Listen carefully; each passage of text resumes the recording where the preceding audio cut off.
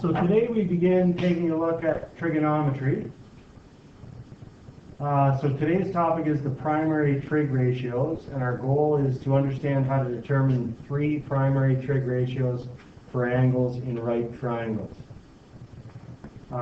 This phrase here won't mean anything to you right now, but we'll discuss that later this lesson. So just some background: trigonometry is based on the relationships among angles and sides in triangles.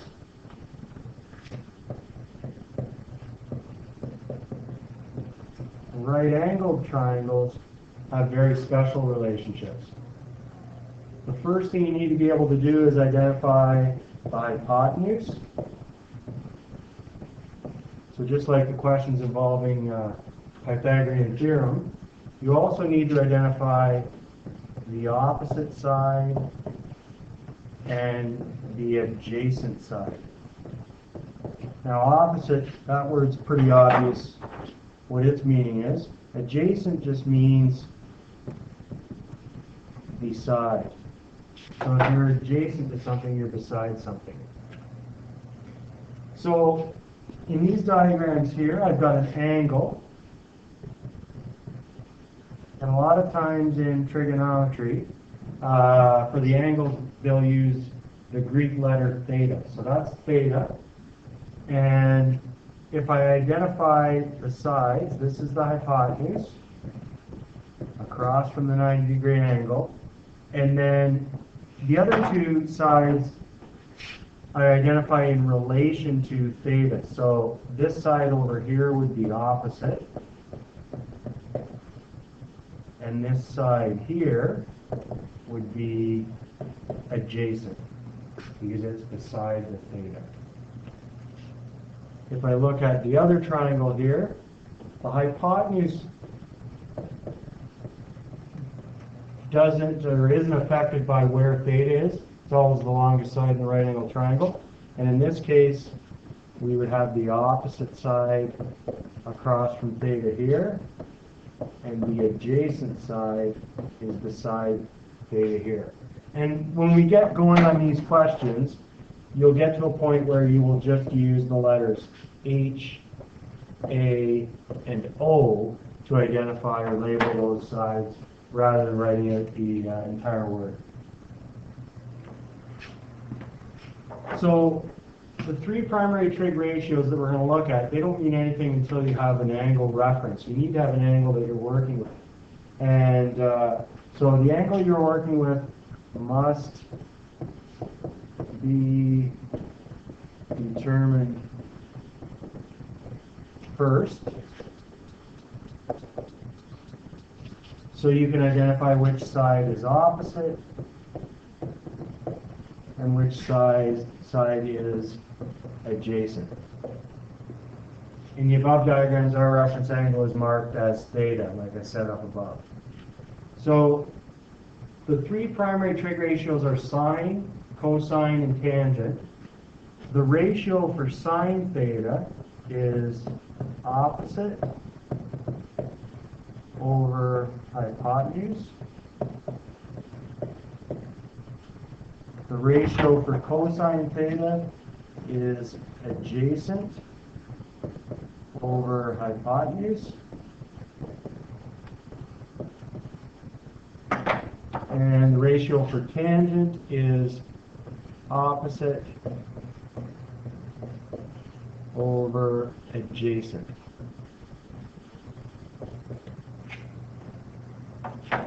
Now, in math, we have all kinds of short forms. So in trigonometry here, we don't write out the entire word usually for the trig ratios. So for sine, we would just write SIN as a short form. And like I said up above, we'll often just use the letters for the sides. So for cosine, it's COS, and then it would be A over H. And for tangent then, it would just be tan theta equals O over A. And when you look at those formulas as they are, you can see where we get the SOHCAHTOA from.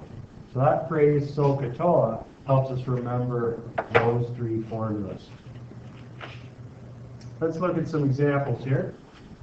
So in this one, state the three primary trig ratios for the two angles in the given triangle. Leave your answer as a fraction in lowest terms if necessary. So we've got these two angles A and B that we can write the primary trig ratios for. We don't ever write the primary trig ratios for the 90-degree angle. It's always the other two acute angles. So keeping in mind our SOHCAHTOA, I'm going to start with angle A. So for angle A, sine of angle A, so remember that it's opposite over hypotenuse. So the opposite side to angle A is the 3, and the hypotenuse is 5. Now if I do the cosine of angle A, it's adjacent over hypotenuse. So adjacent is 4, and hypotenuse is 5. And then for tan of angle A, it's opposite over adjacent, so it's going to be 3 over 4. So that takes care of angle A. Now we're going to do the same for angle B. So sine of angle B, so it's still opposite over hypotenuse, but this time because our reference angle is angle B, our opposite side is the 4, and our adjacent side is the 3, because the side with 4 on it is opposite angle B. So in this case, sine B is going to be 4 over 5.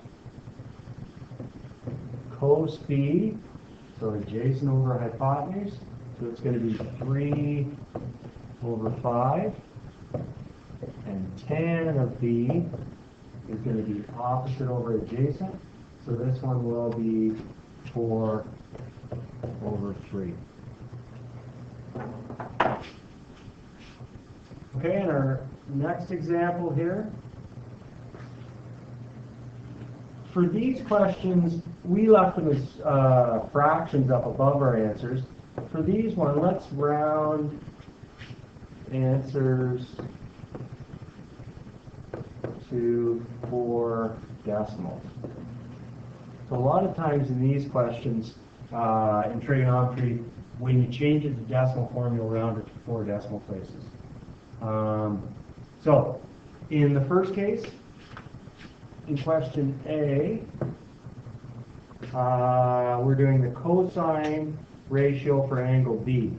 So we want to do cos of angle B.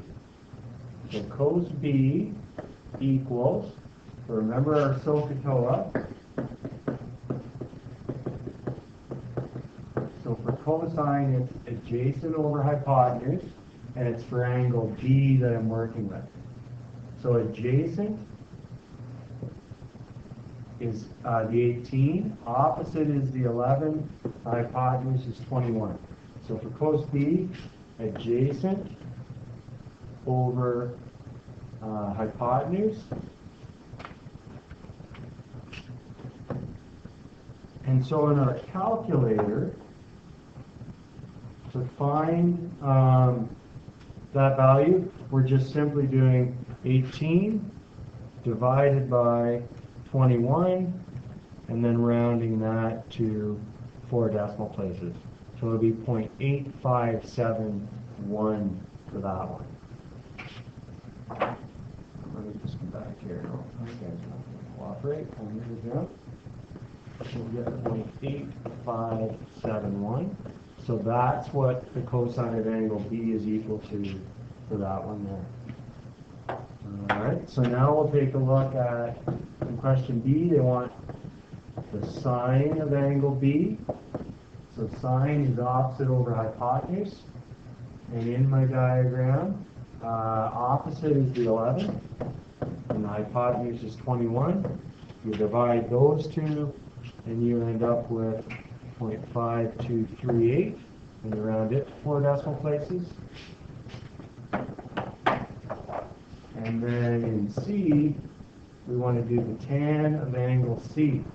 Now we've got a different reference angle. Now we're working with angle C. So the adjacent and opposite are going to change. My hypotenuse stays the same, but if this is my reference angle, 18 is my opposite, and 11 is my adjacent. So for tan, it's opposite over adjacent, so it's going to be 18 over 11.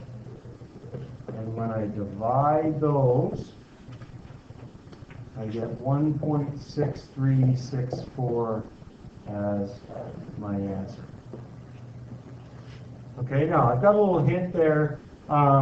If you ever end up with a decimal in your fraction, that's really not allowed. You should change it so that it doesn't have the decimal involved. So there's a hint there for what you can do to eliminate the decimal first and then put it in the lowest terms. All right, so back to the calculator here. So now we're actually going to use the buttons on the calculator that have sine, cos, and tan. I've made a note there that the first thing you want to do is make sure that your calculator is in degrees. So for many of you, if you look across the top of your display in your calculator, it'll say DEG, GRAD, or RAD. So you want to just, there's probably a button that says degrees somewhere on the calculator. You want to hit that until it says DEG. On my calculator here, I have radians highlighted, so I have to change that to degrees.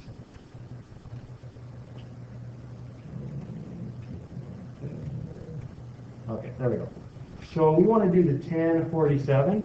Now for many of you, you're going to have to punch in 47 and then hit your tan button. Some of you will have a calculator that you do the opposite of that. You do tan and then 47. So you'll have to sort that out. If you have trouble, I can give you a hand with it. On this calculator, I actually punch in tan first and then the 47. And then I just hit enter. And I'm going to round that to 4 decimal places, just like I did up above. So 1.0724 is my answer for that one. For the next one, I'm doing cosine of 53 degrees. And that gives me 0.6018. And then my last one there is sine, and I'm doing the sine of 78 degrees, and that's equal to 0.9781. Okay, so you'll have an opportunity to practice this in class tomorrow. We'll see you then.